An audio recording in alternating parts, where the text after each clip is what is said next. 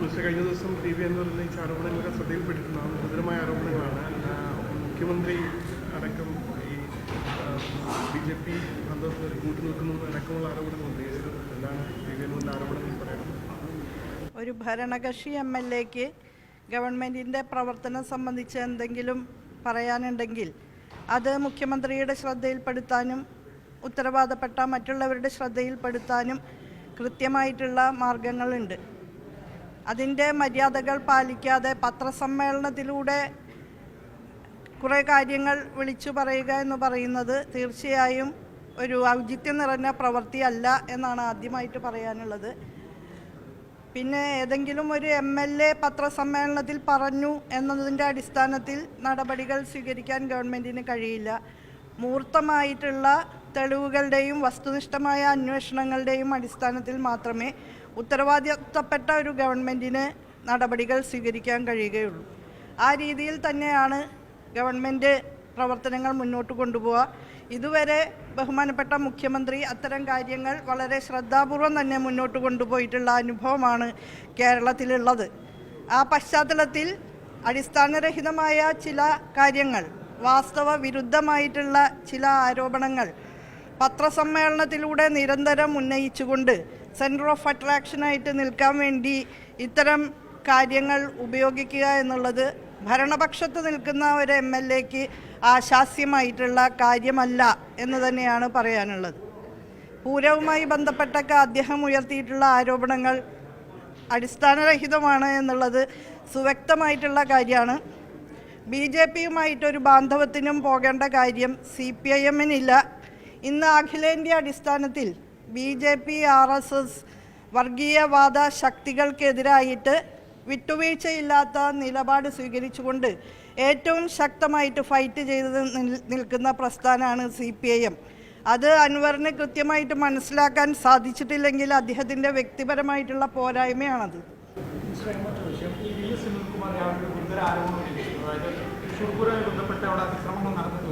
മന്ത്രി കെ രാജനെ ആക്രമിക്കാൻ ഉള്ളൊരു ഇതുണ്ടായിരുന്നു. അതുകൊണ്ട് തന്നെ കളക്ടർ കൃഷ്ണതേജ് അങ്ങോട്ട് പോകുന്നൊരു നിർദ്ദേശം ആദ്യഘട്ടത്തിൽ നൽകുന്ന ഒരു ഗുരുതര ആരോപണം VS സുനിൽകുമാർ മുന്നോട്ട് വെച്ചിട്ടുണ്ട്. ഇത്തരൊരു കാര്യം ശ്രദ്ധയിൽപ്പെട്ടിരുന്നു. അത് ഞാൻ കേട്ടിട്ടില്ല. പത്രസമ്മേളനം നടത്തി പറഞ്ഞതാണോ എന്നറിയില്ല. 24നോട് രാവിലെ പറഞ്ഞ കാര്യം ഞാൻ കേട്ടിട്ടില്ല. പക്ഷെ ഒരു കാര്യം സംശയമില്ലാത്ത വിധത്തിൽ എനിക്ക് പറയാനുള്ളത്, പൂരം ഇന്നും ഇന്നലെ തുടങ്ങിയതല്ല, ശക്തൻ തമ്പുരാൻ്റെ കാലത്ത് തുടങ്ങിയതാണ്. അത് വളരെ ഭംഗിയായിട്ട് തന്നെ തൃശ്ശൂർ നിവാസികൾ അവരുടെ കൂട്ടായ്മയോടുകൂടി വിജയിപ്പിച്ചുകൊണ്ടിരുന്ന ഒരു കാര്യമാണ്. ഈ വെടിക്കെട്ട് നടക്കുന്ന സമയത്ത് അപകടങ്ങൾ ഉണ്ടാകാതിരിക്കാനുള്ള പ്രിക്കോഷൻസ് മുൻകാലങ്ങളിലും പോലീസ് സ്വീകരിച്ചിരുന്നു. ജനങ്ങളും ഇതിൻ്റെ പേരിൽ പോലീസും തമ്മിൽ ചെറിയ വക്കാണങ്ങളൊക്കെ എല്ലാ വർഷവും ഉണ്ടാവാറുണ്ട്. അത് ഞങ്ങളൊക്കെ ഇടപെട്ട് പരിഹരിക്കാറുണ്ട്. ഞാൻ 5 വർഷം അവിടെ മേയറായിരുന്നു. കഴിഞ്ഞ 3 വർഷങ്ങളായിട്ട് മന്ത്രി എന്നുള്ള ചുമതലയിലുണ്ട്. തെരഞ്ഞെടുപ്പ് കാലമായതുകൊണ്ട് അന്നേ ദിവസം പകലൊക്കെ തൃശ്ശൂർ പൂരത്തിൻ്റെ വേദിയിൽ ഉണ്ടായിരുന്നെങ്കിൽ പോലും രാത്രി എനിക്ക് നിൽക്കാൻ പറ്റിയിരുന്നില്ല. യഥാർത്ഥത്തിൽ അത് ആസൂത്രിതമാണെങ്കിൽ എങ്ങനെയാണ് ഭരണകക്ഷിക്ക് അതിൽ പങ്കാളിത്തം ഉണ്ടാവുക? അത് ഏറ്റവും വലിയ വങ്കത്താണ്.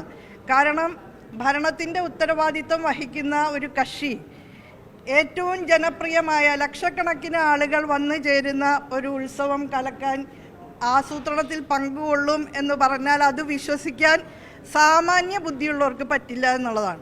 ബഹുമാനപ്പെട്ട മുഖ്യമന്ത്രിയുടെ ഉത്തരവാദിത്വം ഈ സംസ്ഥാനത്തെ എല്ലാ കാര്യങ്ങളും നല്ല നിലയിൽ നടക്കണമെന്നുള്ളതാണ്. അപ്പോൾ ഇത്രയും വലിയ ഒരു ഉത്സവം, നമ്മുടെ നാടിൻ്റെ അഭിമാനമായിട്ടുള്ള പൂരം കലക്കാൻ ഭരണകക്ഷി തയ്യാറാവുമെന്ന് നിങ്ങൾക്ക് തോന്നുന്നുണ്ടോ? അത് ആർക്കെങ്കിലും പറയാൻ പറ്റുമോ? ആരാണ് ആ പൂരം കലക്കിയ ആ കാര്യത്തിന് ഗുണഭോക്താവായി വന്നിട്ടുള്ളത് എന്ന് നിങ്ങൾക്ക് എല്ലാവർക്കും മനസ്സിലാക്കാം. കേരള സംസ്ഥാനത്തെ ഏത് കൊച്ചുകുട്ടിക്ക് മനസ്സിലാക്കാം.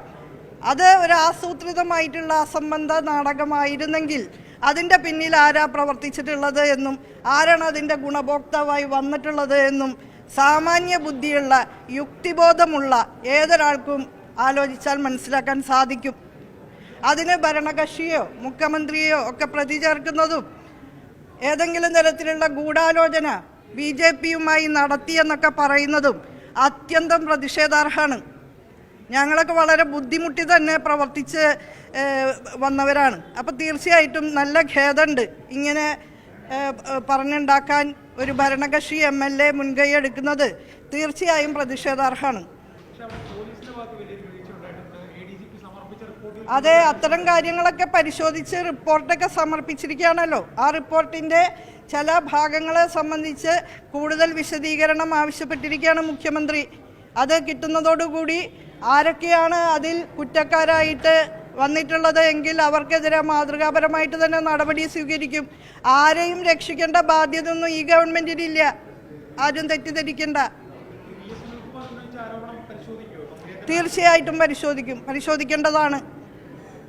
അങ്ങനെ വിഷയങ്ങൾ ഉണ്ടെങ്കിൽ നമുക്ക് പരിശോധിക്കാമല്ലോ. അതിന് അറിയാത്ത കാര്യങ്ങൾ ആരോപിച്ചുണ്ടാക്കുന്നത് തീർച്ചയായും ഒരു ഭരണകക്ഷി MLAക്ക് ഭൂഷണമായിട്ടുള്ള കാര്യമല്ല.